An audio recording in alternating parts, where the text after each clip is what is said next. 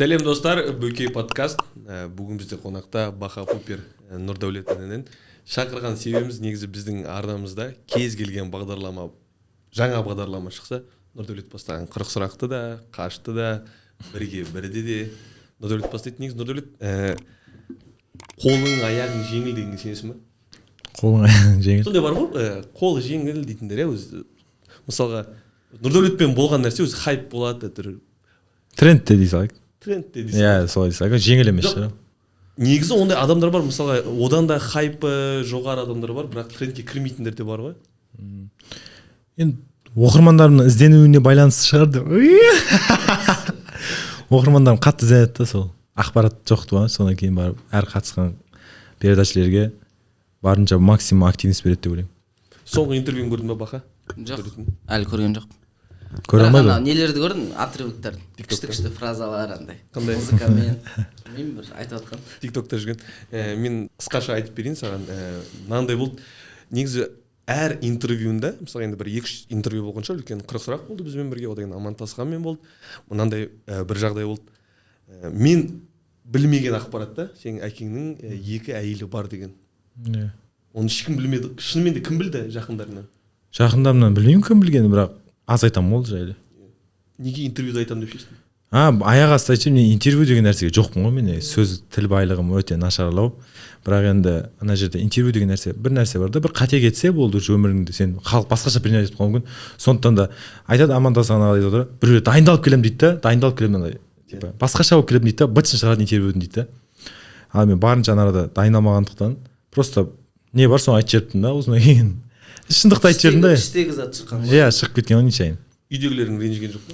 Мамам көрген жоқ шығар, көрсе де ренжіген жоқ. Көрді ғой. Көрді ғой, бірақ енді ренжімейді деп ойлаймын. Не шындық қой, мен анам ешқашан ешқандай жасырмаған. Жоқ, енді мысалға болады ғой, енді ол отбасыдағы әңгіме ғой, неге сыртқа шығарасың деген секілді. Жоқ, мен ішкенімді, жегенімді бәрін сап жүрмін енді. Мен жайлы толық берген қаладым бәрін. Түсінікті. Баха, не жаңалық болып отыр сенде өзіңде? Ой, менде съемка сол. Осыны қалдырып қоямыз. Съемкадан көз ашпай жүр әйтеуір. Ой.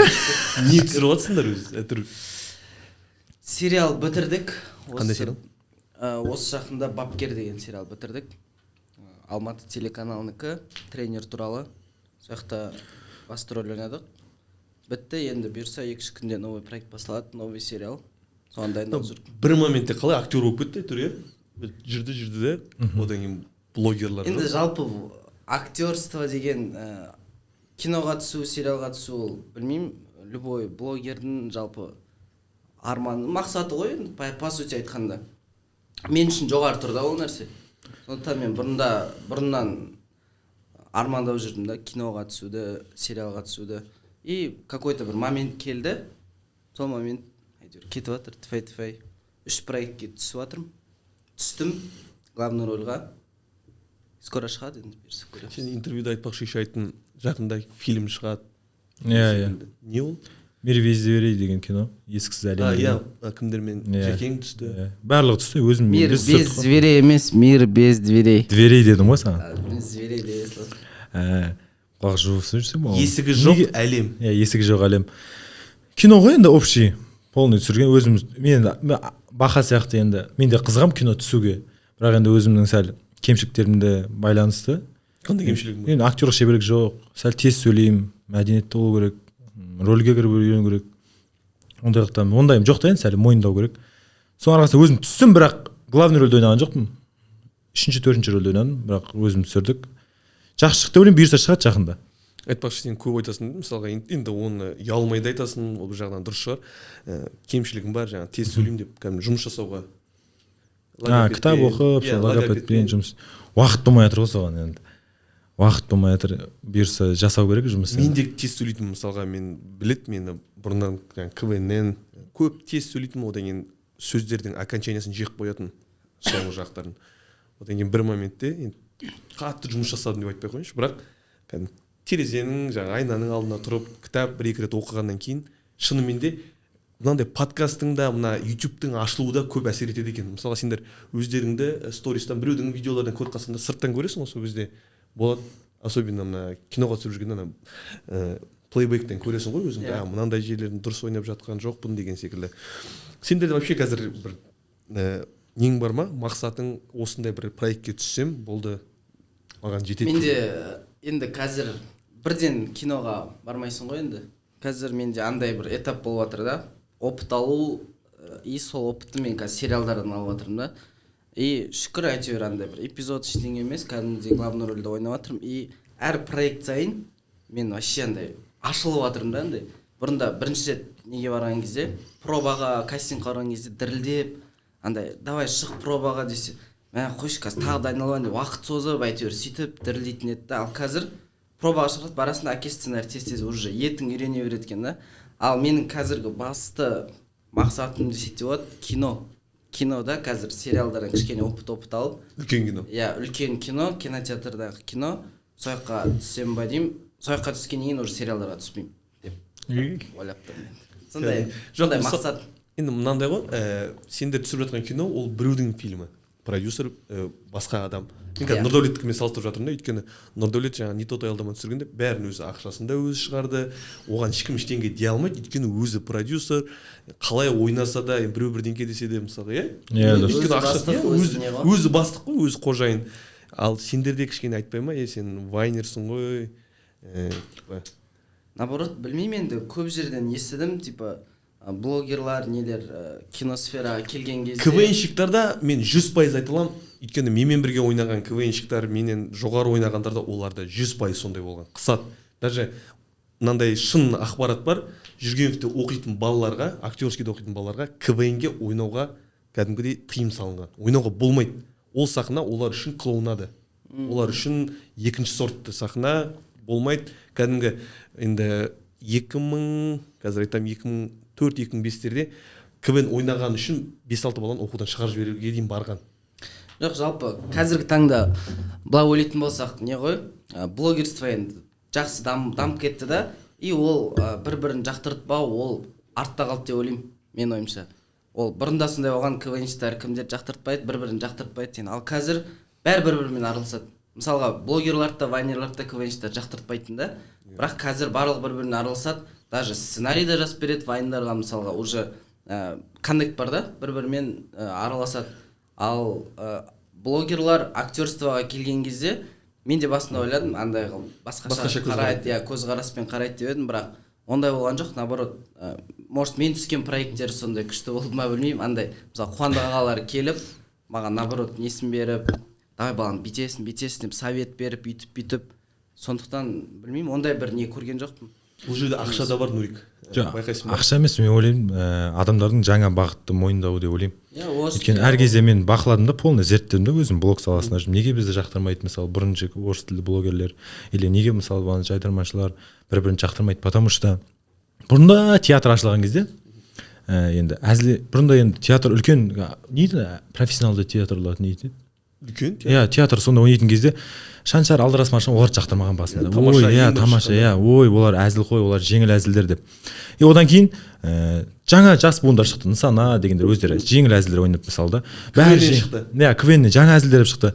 Сосын оны жеңіл әзілдер деп айтты. Содан кейін КВН шықты, жайдарман шықты. Осылай әр бағытты мойындамауда, негізі әр бағыт өзгеріп отыр. Содан кейін менің әр кезде айтып жүретін заманауи болыңдар деп айтып жүрген себебім, дұрыс нәрсе болса мойындай білу керек те любой нәрсені. И содан кейін блогерлер шықты, жайдарманшылар блогерлер прикол етті. Қазір енді тиктокерлер шығып жатыр, кейбір инстаграм блогерлер тиктокерді мазақ қылады типа андай. Мынау не болмайтын нәрсе, анау мынау деп.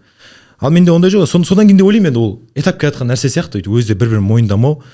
Бірақ енді қазір енді бірақ уақыт бәрін көрсетеді ғой.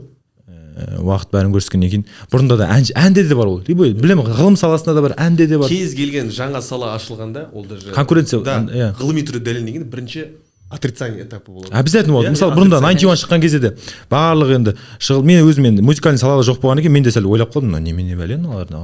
Қазір қарасаң, енді қарасам деңгейде мысалы 91 форматта түсіретіндер өте аз да. 91-ның мойындатқаны қазір жігіттері 2 жұлдызда Зак, қателеспесем Зак болды. Қазір әлем Қазақстан дауысының басты жюриі яғни Ерболат Беделханның жасаған жұмысының, сол кездегі жасаған жұмысының жемісі енді беріп жатыр. Иә, ол үлкен проект енді сондай сияқты. Біз оны басында білмейміз, түсінбейміз. Бірақ енді сондай, бірақ рынокқа бәрі агрессивный кіреді ғой, не дегенмен, сөйткені сразу көзге түсу үшін. Ең жаңа бағыт шығып жатса, мысалы тиктокерлердің тағы бір нәрселер шығады екен. Оны мойындамай тиктокерлер, ой, ол тиктокерлер айтуы мүмкін, ой, аналар не серьез нәрсе, фото ғой әшейін деп ше, мысалы да. Сол сияқты нәрсе әр шыққан сайын ол мойындама болатын сияқты. Сол алдыңғы саладағылардан. Тиктокерлер болады, бірақ соңында бәрібір сол нәрсе мойындалады ғой, по идее. Ең күшті мысал ретінде бұл жерде Моргенштерн ғой. Моргенштерн. Қанша мен үшін патолог қой Моргенштерн. Иә, бәрі мысалға шоумен ретінде мысалы Россияда қаншама хейт бар Моргенштернде. Жаңа Хабиб та жазды оған, онда жаңағы қаншама депутаттармен жұмысты болып кетті ғой ол.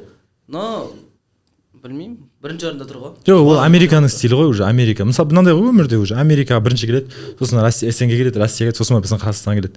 Бұрында тиктокерлер дамып жатқан кезде ешкім тикток түсірмейтін Қазақстан. Мен Москвада жүрген кезде. Ойладым, осы точно келеді ғой бұйырса деп. Ол келді уже бәрі тикток түсіріп жатыр да ертең. Ертең шоу басталады да, хайп шоу деген нәрсе басталады да. И оны бүкіл біздің қазақтар істейді да, оны ше қайтадан. Сөйтіп кете береді этап, осы Америкада басқа нәрсе шығады. Америкада мысалы элитный нәрсе шығады да, солидный, ана күшті нәрсе шығады. Ол Москваға келеді. Ертең Моргенштерн бәрі хайпа жүріп кеткеннен кейін ертең Моргенштерн қызық болмай қалады да ешкімге. Сондықтан да әр нәрсенің өзінің адам көбейген кезде уже конкуренция азаяды да, и новый нәрсе шығып отырады каждый раз. Біз сол Россияда тикток көрдік қой, трендтерді. Екеулерің бірге жаттың ғой? Иә, Россияда. бірге жүрдік қой. Бірге жатты деген бірге тұрды. Короче, сояқта мысалы тиктоктарын қараймыз ғой, бізге тек ояқта россиянкалар шыға береді да. И сояқтағы трендтер бізден бір айдан кейін қазақстандықтар 2-3 айдан кейін, иә, 2-3 айдан кейін біз келеміз, сосын мынаны біз сыртсамыз ғой деп сөйтіп айтасың да. Сондықтан бағана айтып отқан дұрыс қой, былай келе береді да, бізге соңғы жағында келеді. Но все равно ауа райы секілді, ауа райда осындай ғой, бірінші Москвада жаңбыр жауады, одан кейін Астанаға келеді, Астанадан бізге Алматыға келеді. тиктоктың алгоритмін білесіңдер ғой, мысалға неше түрлі нәрселер рейдте жүреді ғой. Неше түрлі. Алгоритм білеміз, біз зерттегенбіз десең. Алгоритм енді біз былай түсіндік оны. Біз тестировать етіп көрдік та. Давай Нұрәлі екеуміз істеп көрейік. Күніне 10-15 видео саламыз, короче. Көрейік. Москвада жатқан. Давай көр. Потому что біз сөйтіп естідік та. Давай деп екеуміз сөйтіп күнде әйтеуір түсіре бересің, не шығады соны қайталап түсіре бересің да. И действительно оның бір пайдасы да болды да. Подписчик та тез көбейді, и рекқа да кіре береді да, бір-біріне. Но енді содан кейін еріне бересің ғой, күніне 10-15 видео, сосын қалып тастап кеттік. Қазір кәдімгі тоқтап тұр екеулердің тиктоктарын. Соңғы рет кеше прямой жүргіздіңдер. Жоқ, тоқтаған, мен де салып жатырмын, андасын саламын. Видишь, бүйтіп кіріспейсің да ояққа кіріссең Инстаграмға қалады. Екеуін бірге алып жүр, тоже бір уақыт. Неге мысалға, Нұрдәулет, сен өзің сонда біздің бір влогта айтқасын, екеуміз сөйлескенде де айттың, ол жерге барып келгенде бір байқағаным, блогерлардың командасы бар деп. Бізде айттың, бірақ көп блогерлар әлі күнге дейін жалғыз жұмыс жасайды. Өзі түсіреді, өзі мобилограф, былайша айтқанда кейбір моменттерде өзі менеджер, барлығын локацияны өзі дейді, бүткіл ауыртпашылық өзіне түседі да. Неге Москваға ұстап кәдімгі жалдап жұмыс? Жоқ, жалдап жүргенде енді адамдардың өзіне де байланысты ғой, енді әркімнің командасына байланысты. Енді ең бірінші жанына оператор алып түсіріп жүргендердің қатарынанбыз ғой, енді бәрі түсіріп, командамен қазір жанымызда көмекші бәрі бар. Команда бар ма сен? Әрине, компанияда реттеліп жатыр. Андай нәрсе де, мен сол системаны әкелгенмін, Россияда системасы андай да. Блогерлер жұмыс істейді только болды, басқа басын ұрып тамаққа, миына, жұмысқа, проблемаға ешқандай шешілмейді, болды, осындай офисте отырады, жұмыс істейді, еңбектенеді, все. Сол системамен Қазақстанға әкеліп өзі командама қойған тұғын, бәрі сәл екілеп кеткен кездер болған тұғын, ондай уже расслабленность етіп, зона комфортқа кіріп. Әлі этаппен келетін нәрсе ғой, енді Россияға енді келіп жатыр ғой ол нәрсе, Россияға енді келіп жатыр. Енді Қазақстанға сәлден соң келеді деп ойлаймын.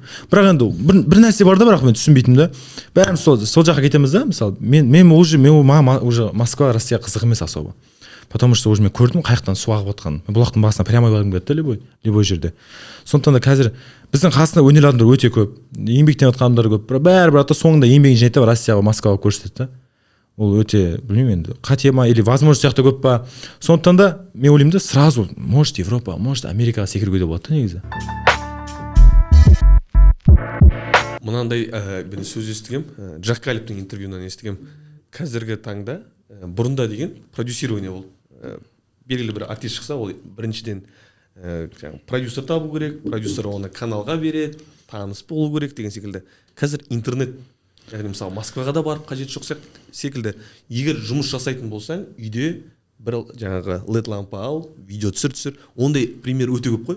Жаңағы ана Yellow House, Beep House дегендер. бірақ енді олардың олар система бар. Система болған, бірақ енді возможно көп қой, мысалы TikTokқа кірсең кез келген адамда миллион просмотр бар, миллион, 2 миллион, 3 миллион просмотр бар. Возможно шекара жоқ деп содан айтылған шығар, как раз TikTok соны стиль ұстады да. Қазір байқасаңыздар TikTokта андай дайындап жүрген нәрсе болмай қалады да, қайсысын шығарсаң білмей қаласың. Бір нәрсе просмотр борқыта қалады, болмайтын үйде тұрып кухняда тамақ істеп жатыр. Сол алгоритмін оның жалпы алгоритм түсіне алмайды ол. Егер бәрі түсініп кететін болса, бәрі популярный болып кетеді. Бәріне мүмкіндік береді тек TikTok. Сен де көр, саған да миллион берейін, саған да миллион. Ол басында береді, я думаю, андай ғой, бұрында Инстаграмда да мысалы біз видео түсірген кезде саласын интересныйға шыға беретін еді ғой. Кейін сен уже подписчина алып неткеннен кейін уже сен видеолардың интересныйға шықпайды да. Сондықтан андай ол кезде новыйдан келген адамдарды шығарады. TikTokта примерно сондай алгоритмде жұмыс істейді да. Сен түсіре бересің, рекқа шыға бересің, кейін уже бір определенный миллионнан неттен асқаннан кейін уже сенің аудиторияң в основном көреді да. И анда-санда шығып тұрады. Ал қалған возможность бәрін енді түсіріп атқандар, стоп, қызығушылық танытыру ғой, короче, адамдарды шақыру. Сен соңғы интервьюңдағы комментарийлерді оқыдың ба? Оқыдым. Барлығы жақсы комментарийлер енді. 90% жақсы комментарий. Маған жақсы комментарий қатты ұнамайды. Өйткені неге жақсы комментарий ұнамайды? Потому что жақсы комментарий болсаң, адамды ерекшелігін қарап, мысалы мен тек жақсы комментарий зона комфортқа кіріп кетемін да, нравится, жақсы анау. Кейде маған да керек, чтобы адамдардың обсуждение сүргені, айтқаны, көбісі ана интервьюда көбісі дұрыс түсінбей қалған, 40-қан жартысын, уже 2,5 сағаттық интервью болған негізінде. Бірдеңке айттым ба, мысалға саясат жайлы? Саясат жайлы айтылғандар болды, бірақ енді білмеймін қай жерде айтқан. Мен айттым, интервьюға келгенде не айтқан білмеймін. Егер мен дайындалып барсам, білетінім не айтқан полный. Мен даже білмеймін, әңгімені айтып жатырмын, 2,5 сағат өтіп кеткен ғой. Амандасқандар қойдым, әңгіме өтіп, мен бір ашылсам әңгімені айта беремін да. Сөйтіп айтып, енді бір комментарийларда дұрыс қой, тіл мәдениеті аз деп жатыр. Мүмкін дұрыс шығар, тіл мәдениеті аз. Өйткені өзім білемін ғой, барлық жерде айтып жүрмін, тіл мәдениеті аз деп. Бірақ енді мида шекара жоқ, әрдайым дамуға тырысамыз, дамудың жолындамыз ғой. Одан кейін мынандай нәрсе бар. Сендердің басында бір моментте бәрін қатты танымал болдыңдар, халық қатты жақсы көрді. Одан хейт болды. Хейт кетті. Хейттан кейін қазір сол хейттан кейін стойкилар ғана қалды. Менің ойымша, шынымен де контент жасай алатын, шынымен де жаңа буыны қатқан, фундаменті қалың адамдар ғана қалған секілді. Шұрым-бұрым деп айтуға бола ма екен? Бәрі кейбір блогерлар жоқ болып кетті. Жанында жүрген, байқадыңдар ма соны? Байқадық. Ол былай ғой, әр нәрсені түсірген кезде жалпы поверхностьті ғана көреді да. Мысалы мен бүйтіп істеймін, менде просмотр көп болады, менде там продажа көп болады, анау көп болады, соны ғана ойлайды да, сол нәрсені істейді. Ал негізі олар асты жағын ойламайды да, ертең бұның арты не болмақ деген сияқты нәрселерді ойламайды да. Сол басындағы нәрсемен түсіріп істеп тастайды, сосын барып өкінеді да, білем, бүйтіп істей салуым керек еді деп. Сондықтан білмеймін енді, кетіп жатқандар кетіп жатыр. Өмір жалғасып отыр ғой. Менен көп адамдар сұрайды, мысалы сен жаңағы блогерлар танисың ғой, жаңағы араласасың ғой деп ше. Шынымен де бұларды қарап тұрсаң, шынымен де мысалға бір оқымаған, бірдеңкені білмейтін адамдар қалай бұлар танымал болып жүр дейді да. Мен былай айтамын ондайларға. Сен де көрсеш соны істеп деймін ше. Сен де көр. Егер сен олармен өзің салыстыратын болсаң, кішкене оқығанмын деп тұратын болсаң, білімім бар деп тұрсаң, сен де көрсе түсіріп. Бұл жерде қандай болса да жаңа гифтан жиналса да, подписчик қай жерден жиналса да, соны ұстап тұру және соларға бірдеңке айтып соларды біліммен алып қалу ол өте қиын ғой, шын мәнінде. Мойындаңдаршы. Шын ғой. Әркім өз керегін алады ғой. Бұл жерде жалпы ол мектептегі біреу 2-ке оқыды, біреу 5-ке оқыды, бұның дым қатысы жоқ, по идее ше, бұл блогерствоға. Ол білмеймін, әр адам әрқалай алып кетеді ғой, мысалға 2-ке оқитын адамдар да бар. Бірақ блогерство мықты нететін бар да. Бірақ 5-ке оқитын адамдар, бірақ блогерствода дым андай қақпайтын адамдар да бар да. Сондықтан бұл жерде мектептегі баға, ол оқыған, оқымаған, ол қатысы жоқ деп ойлаймын. Ана байлар секілді ғой, мектепті бітірмеген, жаңағы 9 класстан кетіп қалған. Жоқ енді, бұл андай түсінік бар да бұл жерде. Қазір оқып қарап отқан жастар айтуы мүмкін да.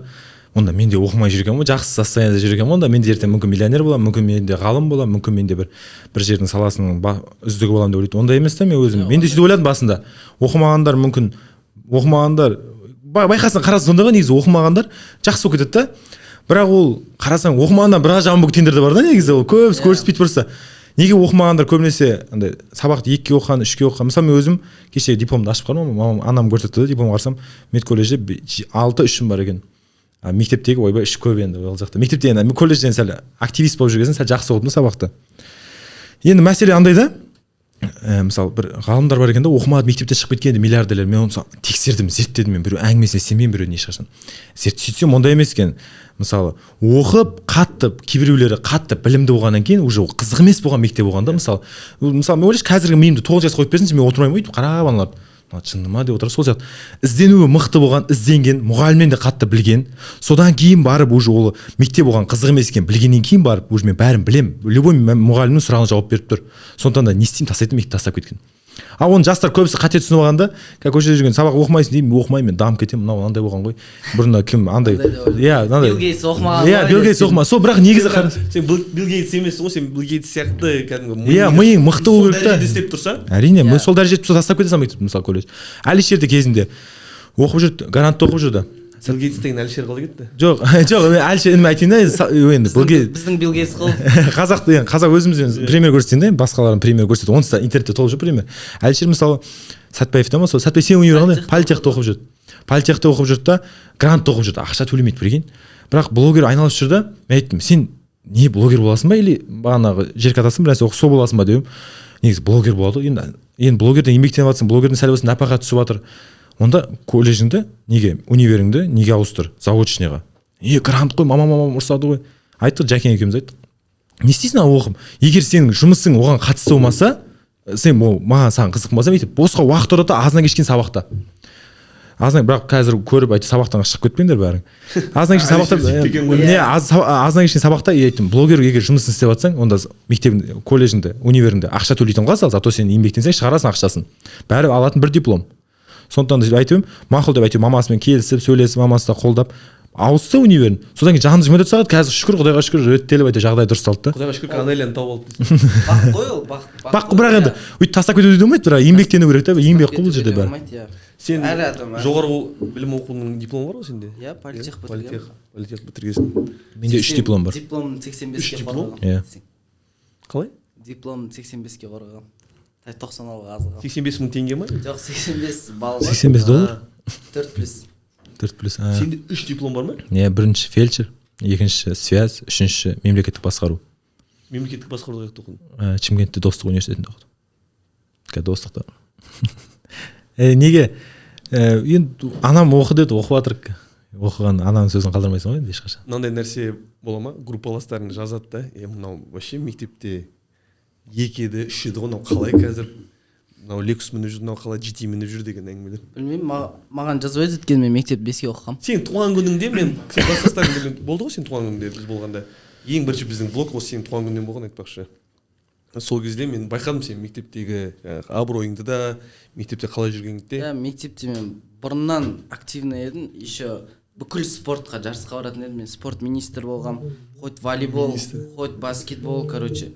Өтініш телефонды өшіп қоясыз ба өтініш? Иә, мазалап отырсыз, подкастқа келмегенсіз ба? Просто кино жайлы звондап жатыр. Кино жайлы. Менеджеріңіз жоқ па сіз? Директорым звондап жатыр сол. Директорыңыз. Голливудтан. Мен просто Голливудпен жұмыс істеп қалғанмын да. Мынау Болливудпен жұмыс істеген басында. Netflixтан. И сөйтіп, короче, мектепте бүкіл активный, бүкіл апайлар бәріне көмектесіп, әйтеуір староста болғанмын да, мысалы мектепте. Қатты активный болдым, бірақ универге келген кезде бүкіл нәрсе тыныш болып қалдым ғой, короче, андай. Именно сол кезде блогерство нетіп жатқан кезде видео түсіріп үйтіп жүрдім да, группаластарым даже бәрін танымаймын да. Универде таныс болмай қалды десең. Универ қиын ғой негізі. И сөйтіп даже группаластарыммен де араласпайтын едім, мындай қатты мектепке универге келетін едім, сабақ бітеді, сразу қайтып кететін едім да. Универде звезда еді, мен бұрында келген кезде бұл сол кезде айналысып жатқан, бізден бірінші шыққандар бірі ғой, бір универде суреттер тұратындығын сайтта. Иә, Алиш айтып қояды, сен біздің қасымыздан бүйтіп өткен кезде бәрі сені қарап артынан абсурд ететін. Қайда қайда. Сен университеттеріне барып жүрдің ба? Мен кім? Бұлардың ба? Жоқ, мен соның жанында мен политех ондайға бармағам. Ішіне кіргізбейді ғой бізді, кіргізбейді ғой біз. Просто қарап жүрдім. Бахамен қалай таныстыңдар? Ой, Бахамен Шымкентте бұл мен жақтырмаған, айтайын кәріз осы жерін. Жақтырмаған бұл бүйткен Алматыда мен өзі бизнесменмін. Бірінші өзім бизнесте мороженое сатамын. Жомарт деген досым екеуміз мороженое сататынбыз. Түсіріп жүргенде мен Ахон танитын, Ахон жазатын оған. Ахон таниды да, Ахон мен шақырады. мен ютуб түсіремін ол кезде. Менде ютубта аман подписчик, ешкімде ондай жоқ тұғын кезде подписчик. Нұрет, мен Шымкентке фамсетчаға келіп жатырмын, мыналар мен фамсетчаға келіп жатырмын. Кел сен де дейді. Мен Жомартқа, мен не аласың, талмайсың, ұят қой, тұрасың ба? Болды деп барым антикафеде отыр, барсам өңке қыздар ғана ішті. Қарап отырмын, мәссам, қыздар тола, балдардан 4-ақ бала жүр, екеуі мен досымыз екеуміз. Қарап отырмын. Бір кезде Ахон қыздар арасынан шығып жатыр, барамда ассалаумағалейкум Ахон, ой краса, қалайша Нұрет, я тоқтай тұр, 1 минут дейді. Налар енді өзінше бәрі жүр. Бір кезде бітеді, фамсеттен шығарады бәрін. Мен іште қалып кетемін. Енді не істерімді мен ыңғайсызданып кеттім да, бірақ жоғарыға көтерілді отыр, мынау PlayStation ойнап отыр. Жанында 1-2 адамдар бар, блогерлер, замани бар. Қаққа барамыз, брат, жүр, апарайын, қыдыртайын, Шымкентті көрсетейін десем. Қазір мыналарға айтады. Мынау сөйтсе біткен ғой Ахонға. Шақырып алғанда, енді мынау кім деген ғой мен. Сен бір бала ғой, досым ғой ана. Не аласың, өзіміз отырайық та деген ғой. Сосын мен айтамын да, сосын мен ыңғайсызданып қалдым, мен естіген жоқпын, бірақ примерно сезіледі ғой бәрі. Ахон на машинаға отыр, бір машинаға отырдық, заман дейін достар машинасына отырдық. Барамыз. Уже соңында бітті уже бәрі. Бір жерде ғана заведениеде мен, Баха, Жомарт, 4-іміз алдық, Ахон. 4-іміз отырдық, содан кейін бар уже сол кезде сөйлесіп отырып, әңгімелесіп, уже күліп ойнап, сөйтіп танысып, содан кейін бар уже нормально болдық, шығарып салып. Содан кейін айтты Риза, сол кезде айтты, кім айтты? Ахон айтты, сөйтіп айтқан ғой деп ана. Біз шығып бара жатыр, қараймын, артына қараймын, бір ұзын біреу жүр, сосын қасында сол Жомарт жүр екеуі. Сосын танымайсың ғой енді, бұлар не істеп жүр деймін да. Сол бір жерге отырайық барып, ана-мына деп. Сосын айтты. Күтіп алғың келіп жүр ғой сол кезде. Жоқ, енді қонақ қой енді. Иә, біз енді қонақ, мен қаяқтан білемін, мен оны вообще танымаймын.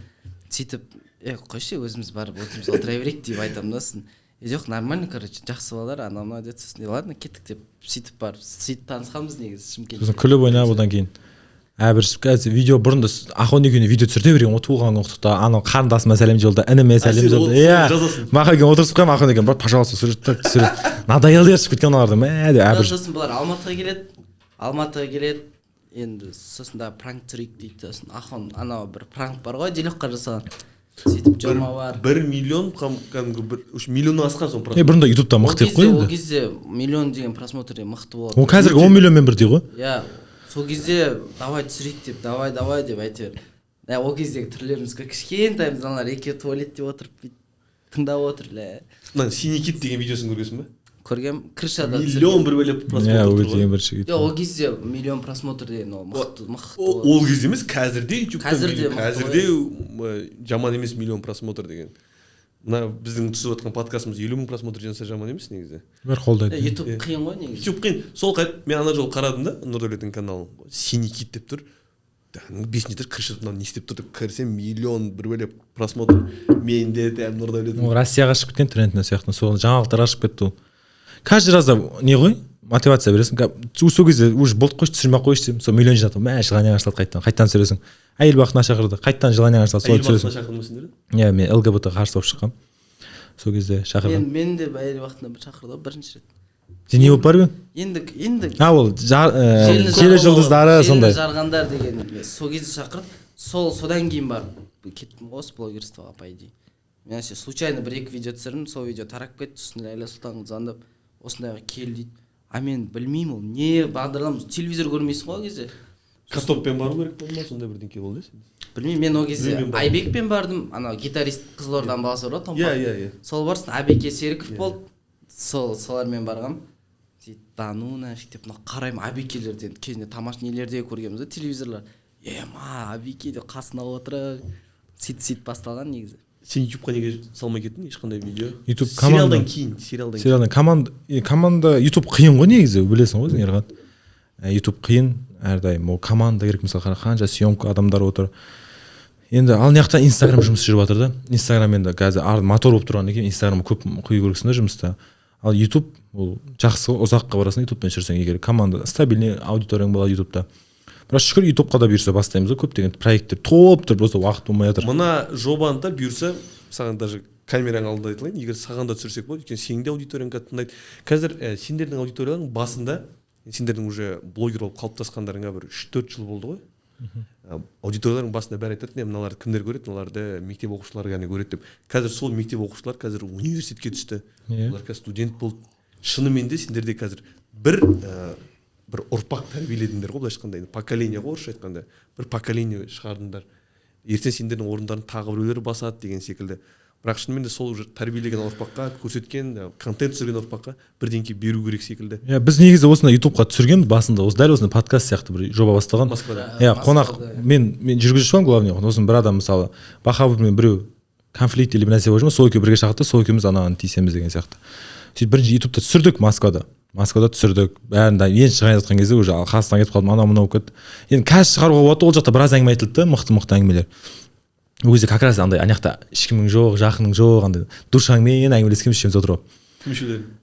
Мен Жасик. Үшеуміз әңгімелескенбіз. Енді шығайын десем, бірақ уже шығайын десең уже біраз ол жақта айтылған проекттер Құдайға шүкір орындалып қойды уже. 20-20 бастаймын дедім. Тағы не жобалар? Жыл блогер, тағы көптеген жобалар айтылған ол жақта. Барлығы шүкір әйтеуір болып қойды да. Енді одан кейін шығарудың мәнісі жоқ шығар деп ойлаймын. Енді кейін бір нелерін шығармасам, отрывоктарын былайынан шығарудың мәнісі жоқ. Жаңағы бір-бірімен конфликт болған блогерлар деп жатсың ғой. Шынымен де осы блогерлардың арасында конфликт болды ма? Араларында мысалға. Енді білмеймін, біздің арамызда ондай ештеңе болған жоқ. Еран андай да, осы халықтың өзі сыншы ғой мысалы да. Біз жақтан бір конфликт болған көрдіңдер ме сендер вообще? Біз ешқашан біреуге қарап бір блогер жамандамағанбыз. Нейтральміз біз, өйткені біз өзім бір кішкентай Қазақстан 17 миллион халықпыз. Егер біз жамандап жатсақ бір-бірімізді, басыр дұрыс емес нәрсе түсірмеген адамдармен бетіне айтамыз сразу барып. Сен дұрыс емес нәрсе түсіресің конкретно деп. Ал былайынан келгенде сыртқа шығып жамандап, оған арқылы подписчик жинап, біреуді жамандап, даттап отырып, ол не қажеті бар дейсің? Сендерге тиісіп подписчик жинағандар көп қой? Көп қой, бар ғой, көп қой. TikTokта бар, Instagramда да бар, YouTube'да да бар. Біз андай да, оған реакция беріп, бір ответіне бір нәрсе айтпаймыз да, пофиг, сөйлейді қояды деп мысалға айтасың да. Сөйтіп қояды. Мен есімде ме, мен саған бір видео жіберіп едім. Алишерге айтшы деп. TikTokта бір адам пайда болған екен. Айтып беремін. Кәдімгі TikTokта ректор жүреді. Үлкен несі бар, подписчигі бар. Сәлем достар, бүгін мен Баха Пупердің номерін айтамын дейді да. Жоқ болып білесіңдер ме? Мен саған жібердім ғой. Иә, есімде. Жоқ болып кетті. Баха Пупердің номерін айтамын. Мына видео 10 мың лайк жинаса, маған подписаться етсеңіздер дейді. Сөйтеді да бір номер айта салады. 8775 там 66 77 87. Иә, айтты, есімде. Бір номер таратып жүр, типа сатып жүр, андай қылып жүр. Содан кейін маған бір мужик звондайды ғой. Ұйықтап жатыр мен үйде. Звондайды, ассалаумағалейкум дейді. Кәдімгі жақсы номерден 8701 там 00011 деген секілді. Звондайды да маған айтады. Сен кімсің дейді. Мен Ерқанат осындай. Сен жоқ айтамын қазір. Звондайды да бүйтеді. Сен кімсің дейді. Мен Ерқанатпын деймін. Бауырым, сен ба мен номерін таратып жүрген дейді. Жақсы кәдімгі толмен айтып отыр. Жоқ аға деймін. Бауырым дейді, мен хирургпын дейді. Хирургпын. Кәдімгі Астанада мен күнде операция жасаймын 3-4 адамға дейді да. Біреу дейді Алишердің номері деп, тағы да Алишердің номері деп, ана кісі номерін беріп жүрген ғой. Ана кісі хирург, кәдімгі өзінің мамандығы бар кісі. Ана кісі операция кезінде звондай берген ғой. Ол ойлаған ғой бір пациенттің туысқандары деп. Аса, эненен бар ма, Алишер бар ма? Алишер деп анаған звондай берді. Кто такой Алишер дейді ғой маған. Мен ойлап тұрмын ғой Моргенштерн деп. Мен ойлап тұрмын Моргенштерн. Мен сосын айтамын, есть такой. Бересеңші нөмірін демейсің? Мен ойлап тұрмын, сосын сөйтемін де, Алишер Конспаев, кто дейді. Сосын сөйтеді да жаңағы балалардың барлығы, ана кісінің WhatsApp-ына жазған, ана кісі айтқан, мен номерімді қаяқтан алдыңдар дегенде, балалардың барлығы TikTok-тағы ссылкасын жіберген. Ол кісі ссылка маған жібереді, мен саған жібердім, одан Алишерге жібердім, айттым.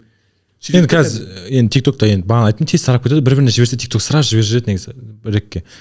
Құрметті достар, оқырмандар, енді саған ақпарат тарату өте қателіктің бірі да. Сенің номерін таратады ғой? Таратады. Мен қазір осы уақытқа дейін 4 нөмір ауыстырған шығармын. 4 нөмір ауыстырғам. Подписчиктерім бір шығар нөмірімді. Сол 4 нөмір ауыстырғанның сол бүкіл мысалы бір нөмір 7777 болсыншы, например, соның бүкіл активіне Билайны теледасымен сөйлесіп қойдым ғой мен бәрімен. Маған звондайды сразу же. Мысалы теледас менің 702 болса, оның 705. Ал сен ба эненен деген маған звондайды. Сөйтсем подписчиктерім тұрады да бүкіл нені жазып шығады. Теледа ана алтелде ананы и маған звондайды. Мен нөмір ауыстырдым как всегда. Нөмір ауыстырдым. Қазір менде вообще нөмір де жоқ негізі. Вообще нөмірсіз жүремін. Потому что осындай ситуациялар болып қалуы мүмкін да. Мысалы врачқа ол хирургқа звондаған ғой. Хирургқа мысалы көп ол кейін бір полицейскийға біреуге болуы мүмкін да. Сосын білмеймін. Көбісінен бәрі енді соңында барсаң кішкентай бала болады, кешірім сұрап тұрады. Аға білмей қалдым, мамасына айтасың. Ондай жаман нәрсе таратпайды. Қазір енді аудиторияларың өскен секілді сендердің. Қазір ондай емес секілді. Басында осыдан сары келік кезінде енді шын ғой. Фанатизм қатты болды ғой, машиналарыңа жазып кетеді. Оны сол жаңағы хирургқа түсіндіре алмаймын да мен мысалға. Алишер кім екенін түсіндіре алмаймын мен оларға. Ол кісіге айта алмаймын. Конспаев Алишер деген бар. Мен өтініш телефонды алып қойыңызшы деп айтуым ма сізге? болды, не болды сонша. Микрофонға жақын сөйлесем болады. Сөйлеші. Андайға петличка үйреніп қалған ғой, анда бүйтіп Біз сөйлеші. петличка үйреніп қалғанбыз ғой. Киноға актер ғой енді, не дегенмен ертең. Кино түсірсем осыны аламын ба деймін енді. Нет, ничего невозможно. Егер кино түсіріп жатсам, кинотеатрға шығып жатса, рекордтарды бұзғым келеді енді біріншіден. Жақсы кино түсіргім келеді, сондықтан да кинолардың барлығын түсіріп бұйырса көреміз. Сол кезде главный рөль алсам ба деп қоймын, неге кастинг. Опыт жинап жатырмын досым. Жинашы опыт жақсылап. Сол гонорарын осы жерден келісіп қойсақ қалай? Кәдімгі бір съемочный күн неше? Ақша төлене ма саған? Төленеді, ол бір съемочный күнге емес, общий гонорар ол. Общий проектке аласың. Нұрдәулет, сен қазір киноға шақырып жатқандар бар ма? Ой, көп шақырады. Иә, енді мысалға білет қазір маркетинг жағынан Нұрдәулет шақырсақ, касса жинайды. Негізі любой жақта, любой бизнесте де, салада, шоу бизнесте де маркетинг қой, негізі 50% решат ететін, любой нәрсені решат ететін маркетинг. Сондықтан да маркетинг бойынша енді, даже ол қандай кино болсын, даже жар жер мүмкін да, касса жағынан барлық жағынан. Бірақ мен шақырған кездер болды, жақсы продюсерлер. Қандай кинолар болғанда аттарын ұмытып қалдым, сонда кинолар шақырды, и мен көбінесе отказ беремін, потому что бағана өзім киноға түсіп жатырмын да қазір да, и потом андай киноға түсу біріншіден өте қиын актер болу деген. Ол оңай нәрсе емес, мен түсіндім. Бір өзім кино түсіріп, өзім киноға түскім келмей қалған кездер болды даже. Екіншіден, өзім опыт болмасам, кинода шок боласың, и боқ боласың ғой, короче. Сондықтан да мен барынша өзімді ондай нәрседен қашам. Бірақ мен неге екеуміз клип түсірдік, біз білесіздер ма? Хайуан деген әнмен клип түсірген болатынбыз. Әр нәрсенің смыслы бар да, оны енді түсінген адамға. Солай айтылады. Кинода мысалы мен өзім түсіріп жатырмын, неге кішкентай бала, мысалы ақшам болса да жинап түсіріп киномды бір нәтиже шығарып жатырмын да. Соған қарап басқа мысалы еңбектенеді біреулер. Киноны түсіргенде қалай болды? Продюсерлар жаңағы сценаристер сценариймен келді ма? Нұрдәулет, міне сценарий бар, мынанша миллион теңге керек, түсірейік деп, әлде сен өзің жинадың ба? Ол екі түрлі нәрсе, өйткені көп адамдар мысалы сценарийін сатып жібергісі келеді, жаңағыдай енді өзің де білесің ғой. Иә, сатады ғой енді, еңбегін сатады ғой, дұрыс. Бұл жерде қандай болды? Мен киноға түсірсем, мен ерекше кинолар түсірген тұрсам, сосын барып өзім бірінші жинаймын, андай кино түсірейін деп, соған байланысты сценаристерден жинаймын идеяларды. Мысалы бір алдағы уақытта ужас кино түсіргім келіп жатыр. Иә, ужас Қазақстанда тек қана комедия ғой негізі өтетін. Бірақ барынша ужас документальный фильм түсіргім келіп жатыр, күшті керемет қылып, или спецэффекттермен түсіргім келіп жатыр, жолығып келіп жатыр, әр жерде елдерге барып, площадкалар сонда көріп жатыр да, спецэффекттердің бәрін. Сонда ерекше түсіргім келіп жатыр. Осы соңғы түсірген кинода не тоты аялдамада енді не жайлы, азарт жайлы. Сонда ерекше түсіремін, сондықтан да мен бірінші идея шығарамын, сол идеяға байланысты сценарий жинаймын.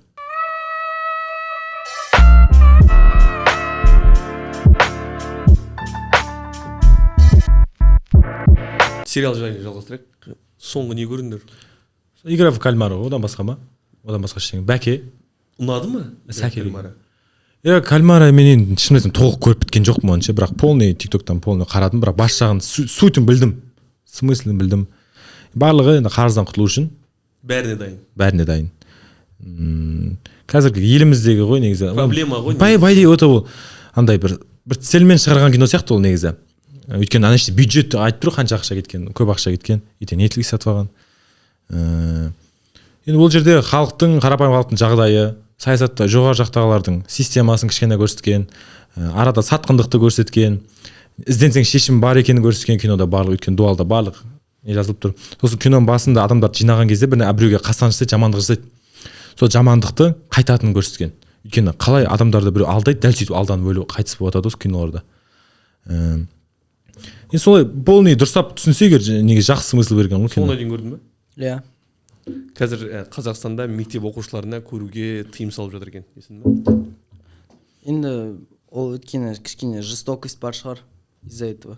Жоқ, андай жестокость болғанда азарттыққа қатты не алады, өйткені сен спорлы деген нәрсеге былай істей аласың ба, былай істей алмайсың ба деп, мысалы сенегити ойын сияқты, типа сондайға апару мүмкін деп заперіп беріп жатқан шығар. Ол да бар, еще андай нәрселер бар, қатты көрсеткен ғой, жабысып қалады, өліп қалады, пышақ тығып алады, үйтеді, сондықтан. Енді иә, ол школьниктардың әлі дайын емес. Көріп тастаған сияқты бәрі уже. Жоқ, көріп тастады ғой, конечно, ол интернет, бәрінің қолында интернет бар, запрет қойса да ол көріп алады да. Наоборот, запрет қоям деген сайын көбірек көреді. Иә, интерес көбірек пайда болады да, сондықтан. Бірақ былай қарасаң шешім оңай да ол киноның. Қатыспай қоясың да болды да. Бірақ адамдар сол қиыншылықтың кесірінен не істегенін білмей қалады да негізі адамдар. Оңай ғой жауабы. Періште алтын көрсе жылдан тайиды дейді. Періште деп айтып барады. Періште таймайды. Жоқ, андай не бар да. Сондай ғой, жауап оңай негізі. Өмірдің де сүрудің жауабы оңай ғой негізі, қарап отырсаң. Соны киномен түсіндірген ғой. Кино деген енді негізі біраз нәрсені түсіндіруге болады. Сондай қылып көрсеткеннен кейін қатыспай қойсаң жеңдің болды ойында. Тірісің сен. Біреу ұтты, ақша қызық емес та оған. Басында да еще айтады ғой, егер ойынды тоқтатамын десеңіздер, барлықтарыңыз бір общий дауыс берсіңдер, жоқ отказ десеңіздер, болды, тоқтатылады деп. Басында тоже сондай спор болады ғой, біреу екіге бөліп жібереді специально, давайте. Неттарына жаққа. Көпшілік егер я дейтін болса жалғастырамын. Иә, сол жерден уже бірігу ғой, бірлік жоқ та, көріп бірлік жоқ. Иә, сол жерде уже басталатын, ақшаны көреді.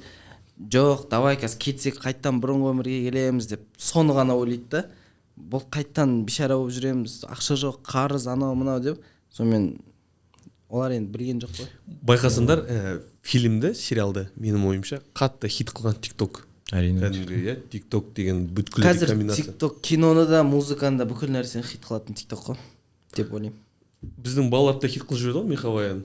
Иә, мен шын айтқанда білмеппін. Ана оригиналдары мен монтажбен қойылған шығар деп ойлап жүргенмін, жаңа басқа елдің тиктокерлар билеп жүрген. Сөйтсе шынымен де сол өлең оригиналына билеген екен ғой, иә. Яғни ақ көйлек киген, көк көйлек киген деген. Қабдалдар, иә. Кәдімгідей әлемдік тренд. Иә, трендте шығып кетті. Бәрі кәрістер түсіріп жатыр аналар. Кәрістер шынымен де түсірген. Мен негізі шын айтқанда тағы да айтамын, ойлағам ол монтаж деп. Сөйтсем кәдімгі одан кейін ЗТБ салды, Тенгри салды. Одан кейін шынымен де балалар кәдімгі сондай бір үлкен дүние жасаған екен ғой. TikTok шынымен де бәрін. Соңында енді сен соңын көрген болсаң, байқадың ба, соңы таза Netflix-тікімен бітті ғой, типа екінші сезон болуы мүмкін деген секілді. Болады ғой бәрібір. Иә. Болады ғой. Бумажный дом секілді ғой. Иә, бірақ Бумажный дом екінші сезон қызық емес болып кетті уже. Соңғы сезондар уже фантастика, чересчур. Бірінші ол не үшін деп ойлаймын, өйткені ұзақ күтеді адам. Адам бір жағынан ұзақ күткен нәрсе қызық болмай қалады да, мысалға. Тұрады да бұлар бір сезон бітіреді да, бір жылдан кейін екінші сезон шығарады да, сосын уже адамдар ұмытып кетеді, ана бірінші сезон не көрген, сөйтіп көреді, всегда ғой бірінші екінші сезон, всегда любой сериалда бірінші екінші сезон өткені сразу көріп тастайсың да. Ал когда ұзақ күткен сайын қызық емес болып қалады. Бірақ көбісі именно игра в кальмар мен Бумажный дом салыстырады да, но по мне Бумажный дом по-любому топчик, менің ойымша. Бірінші сезоны. Ну да, в целом да, былай общий алып қарағанда көбісі салыстырады, ол жерде мына жақта костюмын алған базар жоқ. Сол костюм просто масканы ауыстырып тастаған, и за счет этого они хайпанули. Онда кинолар көп қой негізі, игра в кальмар. Бірақ енді осы TikTok-тың арқасында шығып кетті бірінші. Голодные игры қателеспесем. Выживание маусына деген естідім. Көп онда кинолар.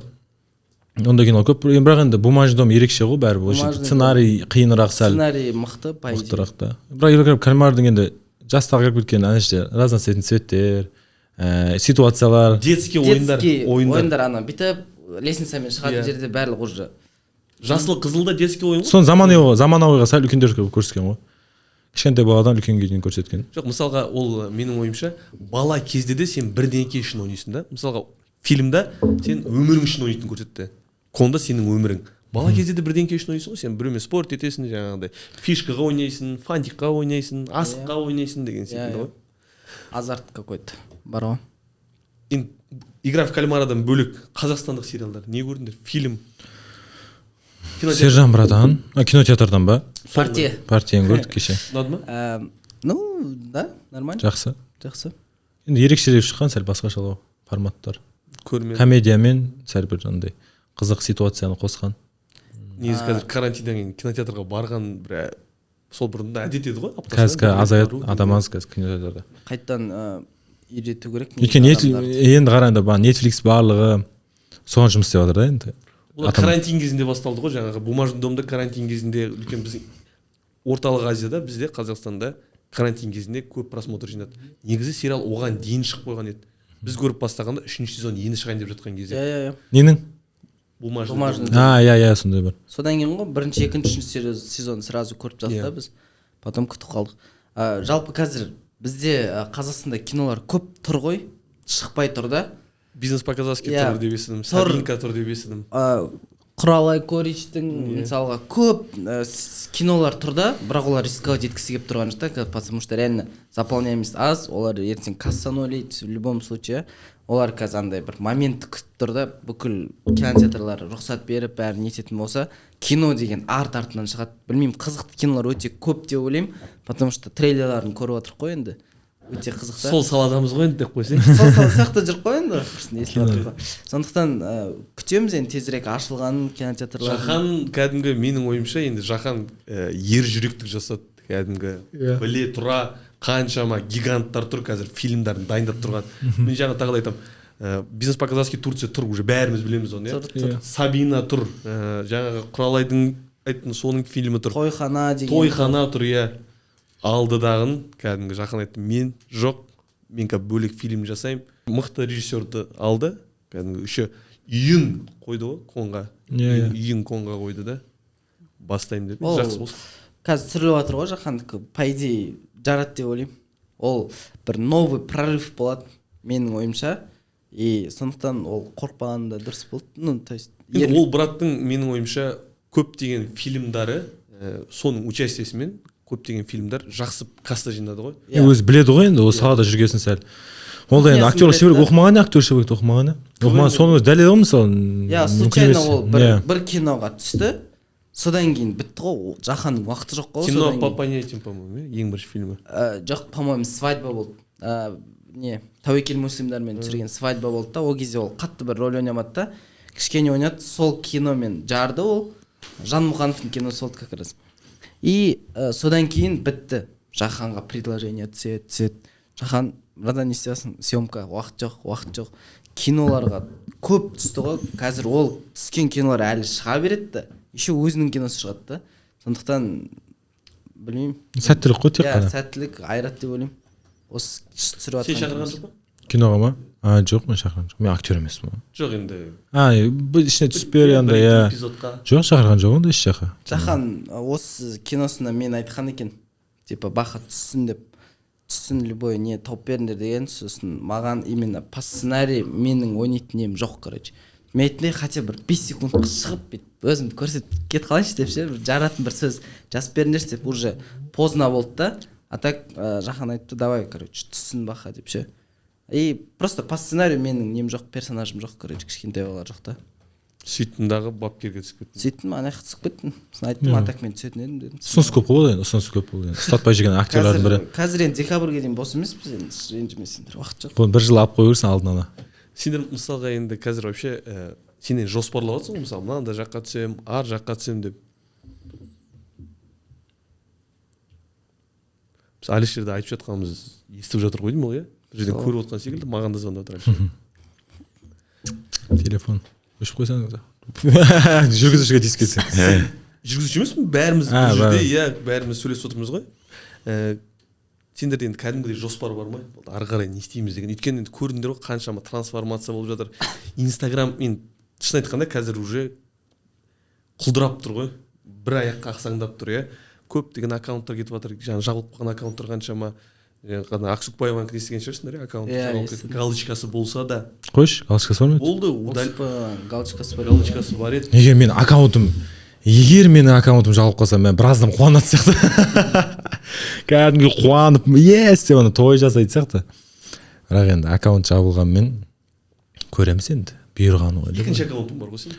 Екінші аккаунтым Құдайға шүкір 2 миллионға жақындап қалды. Біраз блогерлермен екінші аккаунтымен қырыламын. Деп ана біраз блогерлер екінші аккаунт арнап қойғам да, чтобы солар сөйлесе тұршы сен екінші аккаунтымен деп. Главный аккаунт СНГ әлемге арнап қойғам. Бұйырса Марсқа билет алып жатырмын деп. Сөйтіп қойсаң, Марсқа билет алу керек еді мен. Көріп қайту керек ол жақты бірінші болып. Кәдімгі арман бар ма? Бар. Марсқа ма? Бір жерге билет алсам ерекше ғой. Бірінші алсаң күшті. Рисковать ететін бе едің сен? Сондай ғарышқа ұшуға рисковать ететін бе едің? Бірінші мен ғарышқа ұшайын да, бірінші ғарышқа ұшып барып, басқалар келеді ғой жаныма. Соны мен қырып тастаймын да. Өзім бұяқтан Қазақстан деп құрып күтіп аламын сияқтан бәрі. Сәлем достар, мен ұшқан ракетаны ойнатамыз. Бар болғаны деп. Бар болғаны. Бүйтіп ұзын деп істейді. Сияқта сөйтсең не болады екенші мен? Анаға шақырып аласың бәрін қырып тастайсың. Жоқ, соңғы рет ұшты ғой. Не ұшып келді ғой анау? Илон Маск. Бізді көріп айтатындар бар ғой, мысалға. Олар отыр, бірдеңе талқылап жатыр, игра в кальмара, басқалар қарасындар ғарышқа жаңа кеңістік зерттеп жатыр деп. Енді біздің бар ресурсымыз осы да. Біздің жаңағы енді жоғары жақты бір неткім келмейді, жамандап бар бізге Қазақстанға ана не фильмді көрдіңдер ма? Шоу Трумана деген. По-моему, көрген сияқтымын. Бір адам болады, сол адамға арнайы әлем жасалып қойған да. Ол адам үшін барлығы жасалған. Ол адамның өмірі кино. Кино, шоу Трумана. Сол жерде бізде сол секілді. Бізге көретін картинаны, көретін мысалы біздің істеп жатқан нәрсемізді алдын ала болмаса да, бірақ кішкене болса жоспарлап қойған секілді. 10 жылға, 20 жылға билік жақта. Может быть, енді жоспарлап қойған шығар. Өйткені ол жақта да енді мындай адамдар отырмайды ғой. Бір сұхбатта көріп қалған бір Ресейдің сұхбатында. Сіз өзіңіздің саясаттың целімін деп санамайсыз ба деген ғой. Саясаттың целі болғансыз ба деп сұрайды сода. Айтады, любой адам болып кетеді егер қатты шығып кетсе дейді. Оны білмей қалады қалай болғанын да өзі дейді да. Мысалы сен білмей ойламайсың, ой мен ешкімнің целі емеспін, анау жүресің, бірақ сен біреудің несіне жүрсің да, сол сенің істеп жатқан ісің біреудің ойы да. Сен оны әшейін істеп жатсың да, білмейсің да қалай істеп жатқанын. Шоу Трумана дәл сонда көрінеді. Сол үшін ғой айтып отқан. Енді саясат айтайын десең ол өзім басымды ауыртмайды ол жаққа қарай ше. Бірақ енді әр нәрсе әркім өз жастар шығып жатыр, Құдай қаласа жол алдағы уақытта жастар отырса енді жоғары жаққа әйтеуір билікке отырса дұрыс шығар деп ойлаймын енді. Біздің де мақсат сол жастардың идеологиясын сәл болсын современный қылып, возможность бар екенін көрсетіп, патриотизм көрсетіп, ертең әйтеуір мен бір кішкентай бала айтайыншы, кішкентай бала мен фанатым дейік. Ол бала кішкентай менен көріп әйтеуір мотивация алып бір нәрсе арманына жетпекші болып мысалы бір жерде министр болғысы келді, президент болғысы келді дейік. Сол әйтеуір болса ертең миында қалып кеткен де ол нәрсе кішкентай болсын. Ой, мына былай істейік, қой құрсын былай істейік, ешкім ешқашан мәңгі емес қой, былай істейік, көмектесейік халыққа деп. Ал бірақ қазіргі заманда да айта алмаймын, что барлық жақ билік жақтан болып жатыр деп. Андай да, саясат етіп кеттік қой. Саясат айтпаймыз деп келісіп. Давай, айта салайық енді сол кішігірім нәрсе ғой. Саясатпен айналысқың келе ма? Негізі қалай айтсам болады, саясатпен араласқым келмейді, сол вот именно ғой, не үшін. Бірақ егер сен халыққа көмектесіп жатсаң, сен мүмкін біреудің целі болып кетуі мүмкінсің. Сондықтан да өзіңнің бір жоспарыңды қойып, бір халыққа мен президент болғым келмейді, андай ештеңе болғым келмейді мен. Мен халыққа көмектесіп, халықпен бірге жүрсем, соның өзі кайф, рахат болсын. Әйтеуір халық сені молодец деп қолдап тұрса әрдайым, мысалы да, сен өзің жұмысын істеп жүрсең яқта, халыққа да пайдаң тигізіп жүрсең, өміріңді сүріп, отбасыңды құрып жүрсең, ол рахат емес па? Сенің сөзің ұнады маған соңында. Қандай мақсат жаңа интервью жайлы ғой, бастадық қой сол интервьюдан.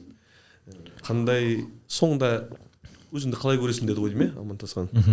Мен бақытты өнегелі отбасы болсам деп. Потому что неге? Өйткені мен сұхбатта қырып тастады ойдым, по-моему, Амантасхан бір жері бар тұғын. Егер де сен өмірде, мен мысалы маған айтты да, көп адам сұрақ қояды да, сен алдағы уақытта да осындай іненен болып мақталып жүре бересің ба сен? Сен күшті іненен болып жүре бересің ба армандарын орындап адамдардың осы? Бір әуелі Алла ғой, екінші ойлаймын да, егер адам, мен зерттедім в общем бұл, егер адам атыңды тарихта жақсы қалдырып кету үшін чисто қайтыс болу керек сияқтысың. Енді көбісі барлығы енді әркім өзінен іздеу керек сияқты любой нәрсені ше. Кінәні да, өйткені егер бірінші адам өзін дұрыстаса, отбасын дұрыстайды. Отбасын дұрыстаса, өзінің көшесін дұрыстайды. Көше, ауыл, қала, облыс, мемлекетке барады. Сосын бар, мысалы Илон Маск содан кейін ғой әлемді зерттеп жүргені. Олар уже өзін қамтып тастаған, елін қамтып тастаған, әлемді ойлайды олар. Бізде сондайда мысалы біздің басшылар дейік, президенттер, біз енді барлығымыз жамандаймыз ғой енді. Айтамыз енді, сын айтамыз жоғарыдағы сын. Бірақ мына нәрсе бар да, егер мысалы жоғарыдағылар келген кезде, мысалы Түркістанға келді дейік, любой қалаға барды дейікші, любой қалаға барған кезде жолды неге түзелеп қояды? Неге талдар екіп тастайды, аяқ асты, неге жол жауып тастайды, жаман жерлермен жауып тастайды? Егер ол жаққа ақша бөлінбесе, ол жаппайды дейді, ол точно жаппайды, дұрыс па? Ал значит, или бүйтпейді ғой, мысалы мен мысалы басшымын, президентпін, мен Түркістанға барайын дедім мысалы. Ақша бөлмегенде ол жаққа да, барған кезде өзіне жол жөндеп қойса, ой, мынау қайға жөндеп қойғансыңдар деп ойланып қаласың. Ондай емес қой, значит, ол жерге ақша бөлінген. Значит, былайнан мүжіліп, сосын барып баратын нәрсе да. Сосын барып келген кезде бәрін әдемі қылып қояды да. Сондықтан да әйтеуір өзіміз дұрыстасақ, өзіміз реттесек, өзіміз отбасымызды реттеп, өзіміз дамысақ, ана жақ болмай жатса әйтеуір сол сосын барып ойлану болады да. А біз өзіміз дамымай, анау мынауны айтып, бір нәрсені айтып кетсек, ол кезде уже өзімізден кінә болуы мүмкін да. Адамның ойын қалай өзгертуге болады? Өзгермейді ол никогда. Мен өзім мақсатымды біліп істей беремін любой жұмыста. Мысалы, Баханның мақсаты бар, үлкен бір актер, мысалы, мықты Джеки Чанмен киноға түссе екен деген армандар бар да. Менде өз арманым бар да, арманға орындалатын жоспарым бар. Енді айтып отыр ғой, енді білесің ғой, мен Москвада жүрдік, как раз GT ағам $200 000 90 миллионға машина алдым. Ойбай деп жатыр бәрі да. Бірақ егер мен 90 миллионға машина алмасам, халық айтып отыр ғой енді, Нұрдәулет, сен 90 миллионға машина алғанша 20 отбасыға бермейсің ба ақшаңды дейді. Мен ол өзім еңбектеніп әйтеуір Алланың арқасында, халықтың арқасында жұмыс істеп жатырмын ғой, еңбектеніп сол арқасында алып жатырмын, еңбектеніп жатырмын. халыққа ақшаңды бермейсің ба 90 миллион машинаңды дейді да. Мен айтамын қалай беремін, менің алдағы уақытта жоспарым бар. Егер мен бұрында сары Геленвагенді алмағанда мен осы 90 миллион машинасын ала алмайтын едім. Сол сары Геленвагенді мен бір отбасыға көмектесе алатын едім, бір отбасыға смело тұр, мә бір отбасыға үй беремін, болды. Мені ешкім көрмейді, мен халыққа қызық емеспін. Болды, бүйтіп қаламын да, қайтадан өзім стройкамен жұмыс істеймін. Мен сол дамығанның арқасында осы машина жасадым. Соның арқасында 20 отбасыға көмектестім. Алдағы уақытта мен ертең вертолет, корабль алып атайын. Ол кезде бермеймін мен. Бірақ мен мақсатым қазір 20 отбасыға көмектесем, ертең әйтеуір 1000 отбасыға көмектесе аласың ба? Білмейді ғой, дамыған сайын. Литвин айтпақшы, машина неге жақын дейді да, бәрі айтады. Сол сияқты. Литвин ағам айтпақшы. Литвин атамыз айтпақшы десе. Сол сияқты ғой енді әр нәрсенің бір көмегі бар. Сол кезде көңілім қалды да оқырмандарыма, мә саған неге бүйтіп айтады екен деп. Бірақ сосын барып ойландым, құрсын. Нормально бәрі.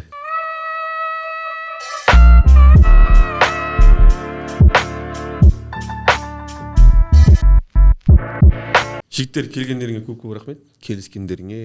Өйткені бұл бірінші бастама, бірінші подкаст. Нұрдәулет, Баха, Пупер. Каналға тіркеліңіздер, лайк басыңыздар, комментарий жазыңыздар. Сіздердің комментарийларының, лайктарыңыз осы видеоның көптеген адамның көруіне себепші болады. Келесі выпуск күтіңіздер, міндетті түрде болады. Бұл тек қана бастамасы. Бұл және бастамасы. Жалғастырамыз да. Барлықтарыңызға Тек қана лайк, комментарий жолдаңдар. күшті бір әңгіме болды. Дами берейік. Тағы да бір жобаның ашылуын 40-қамыз. 40 бердің бере. Біз не Баха, бізде болған Баха, Және Нұрдәулет. және Ерғанат Бөкей. Менің директорым, бывший.